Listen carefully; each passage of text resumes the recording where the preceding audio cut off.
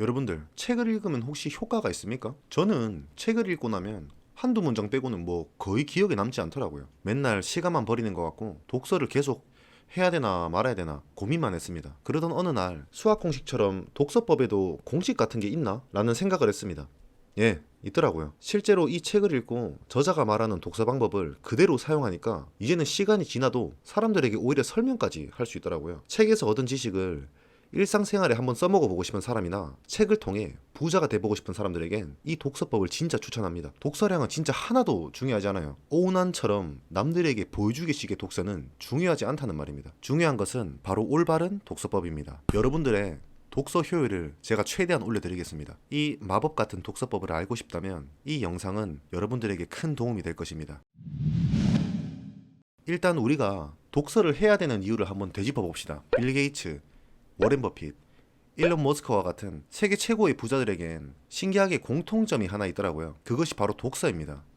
예, 진짜 꼰대같이 당연한 말만 하네요. 하여튼 이 세상을 주무르고 계신 이 대단한 분들은 아침에 일어나서 가장 먼저 하는 게 독서라고 합니다. 그 이유가 뭘까요? 이 양반들은 책을 통해 얻은 지식 때문에 그 자리에 올라갈 수 있었음을 경험을 통해 깨달았기 때문입니다. 득도했다는 말이죠. 이쯤에서 독서를 잘 안 하는 분들이 이런 생각을 할 수도 있습니다. 에이, 독서가 진짜 삶에 도움이 되겠어? 그러면 전 세계에 있는 도서관 사서들이 제일 특출나고 부자가 되었겠지. 예, 이 말에 어느 정도 일리는 있습니다. 아무래도 도서관 사서는 일반 사람들과 비교해서 책을 접할 기회가 많기 때문이죠. 하지만 도서관 사서의 대부분이 부자가 되지 못하는 이유가 여기 있습니다. 그것은 바로 실행력입니다. 그냥 책을 읽는 것과 책에서 나온 지식을 실제로 행동으로 옮기는 것은 별개라서 그런 겁니다. 책에서 얻은 지식을 실제로 실천해야지만 책 읽기가 의미가 있다는 것입니다. 부자들이 괜히 실행력을 강조하는 것에는 다 이유가 있습니다. 그렇기 때문에 이제부터는 책에서 얻은 내용을 머리에만 저장하지 말고 실제로 써먹을 줄 아는 그런 능력을 이제는 알아야 됩니다.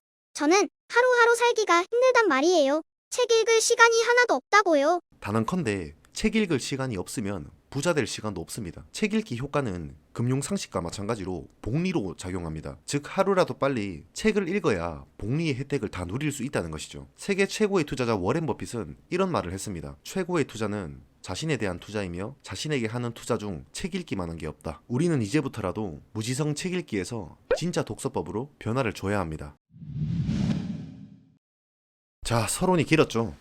이제부터 본론으로 들어가겠습니다. 복잡한 설명 다 필요 없고 우리는 문해력이라는 것만 기르면 됩니다. 문해력을 성장시키면 책의 내용이 다 자신의 것이 되고 그것을 또 실천하게 되며 그것이 또 돈으로 돌아오게 됩니다. 그럼 문해력이란 뭘까요? 이 책의 저자는 문해력이란 글을 읽고 쓰고 다루는 능력이라고 합니다. 즉 글이나 어떤 자료를 읽고 이해한 뒤에 자신만의 언어로 표현하는 능력이라고 하죠. 거기에 더해서 이 이해한 내용을 실제로 응용하고 활용해야 한다고 합니다. 문해력을 키우는 방법에는 여러 가지 방법이 있을 거예요.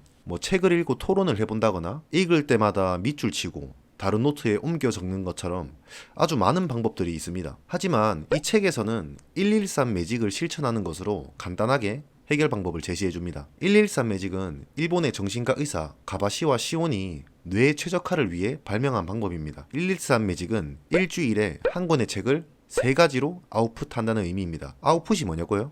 우리는 주변에서 인풋 아웃풋을 쉽게 확인할 수 있습니다. 예를 들어 집에 세탁기가 있습니다. 세탁기를 작동시키려면 전원을 넣어야겠죠? 이 전원이 인풋입니다. 그리고 세탁기에 전원이 들어가면 세탁기는 작동을 하게 됩니다. 이 작동이 아웃풋이 됩니다. 독서도 마찬가지입니다. 책을 펴고 읽는 것은 그냥 인풋입니다. 그럼 독서에서 아웃풋은 뭘까요? 일단 이 책의 저자는 3가지의 아웃풋을 하라고는 합니다. 이 3가지는 쓰고 말하고 행하기로 구성되어 있습니다. 하지만 이 3가지 중에서 핵심은 쓰기입니다. 사람은 글을 쓸 때 관련 뇌의 부위가 활성화돼서 기억에 오래 남는다고 합니다. 그리고 글을 쓰다 보면은 책 내용 중에 무엇이 헷갈리는지 무엇을 모르는지 깨달을 수 있게 되죠. 아니 그냥 일단 애초부터 그냥 읽는 게 전부인 독서와 읽고 난 후에 쓰는 독서의 효과 차이는 감히 비교할 수도 없습니다. 그래서 3가지의 아웃풋은 전부 쓰기로 구성하면 됩니다. 1. T&D로 중요 부분 요약하기. 2. SNS에 책 리뷰 쓰기. 3. 책 에세이 쓰기. 개인적으로 에세이까지는 굳이 안 써도 된다고 생각을 합니다.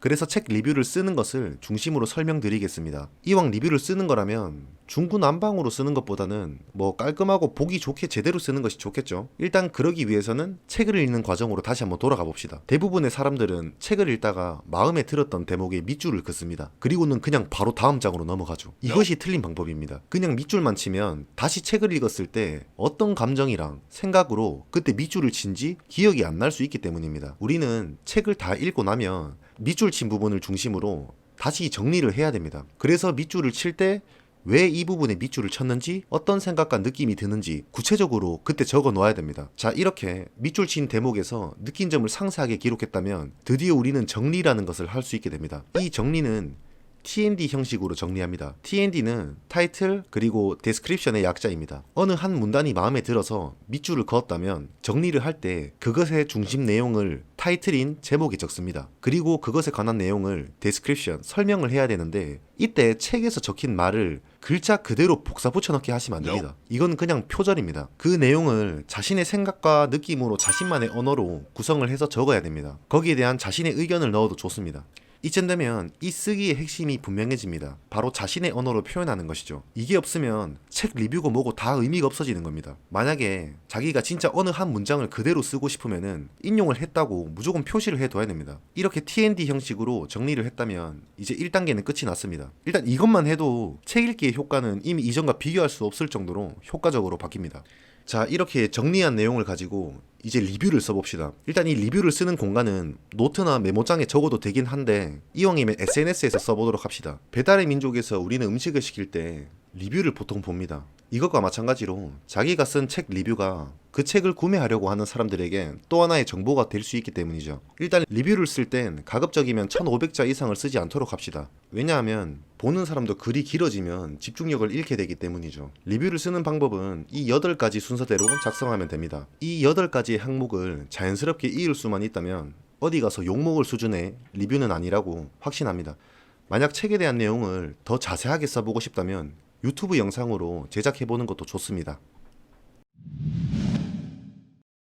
정리하겠습니다. 우리는 113 매직을 활용해서 문해력이라는 것을 길러야 됩니다. 이 113 매직을 활용할 때는 일주일 중에 월요일부터 금요일까지는 책 읽기와 밑줄, 메모에 전념합니다. 밑줄을 칠 때는 그 순간 자신이 가졌던 생각과 감정, 그리고 그 이유를 써야 하는 것을 잊지 말아야 합니다. 그 뒤 토요일에서 일요일, 주말에는 책 요약과 리뷰를 쓰는 아웃풋으로 마무리합니다. 책 리뷰의 순서는 위에서 말한 8가지의 순서대로 쓰면 되는데 여기서 핵심은 아까 말했듯이 책에서 표현된 문장과 표현을 그대로 사용하지 말아야 합니다. 책에서 나오는 어느 한 키워드를 사용하기는 하되 이후 설명은 자신만의 언어로 해야 되는 것이 핵심입니다. 저는 이렇게 아웃풋을 활용한 독서법을 한번 써보니까 과거의 독서와는 뭐 비교할 수 없을 정도로 효과가 너무 좋았습니다. 그리고 지금 말하고 있는 이 대본도 아웃풋 중에 하나입니다. 저는 또 책 리뷰를 블로그에다가 주기적으로 업로드하고 있는데 지금 생각해보니 책 한 권을 무슨 소믈리에처럼 제대로 음미한 것 같은 기분이 드네요.